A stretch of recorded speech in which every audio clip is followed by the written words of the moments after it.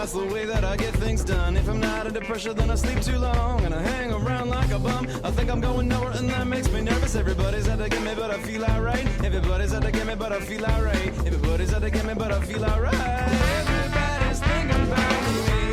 It's the little things that get you. It's the little things that get you when you weren't paying attention. It's the little things that get you. It's the little things that get you. It's the little things that get you when you weren't paying attention. I'm trying to cut down on my caffeine consumption. So when I get up, I just have one cup of coffee, and I like to have another cup of coffee with my breakfast. And on the way to work, I like to get a cup of coffee, like the kind of cup of coffee that you get with the donuts. If I never get the donut, I just have the cup of coffee. And when I get to work, I like to have a cup of coffee, because I like to have coffee when I'm talking on the phone. It usually goes cold, and I need to get another cup of coffee, and it's lunch, and I have an espresso.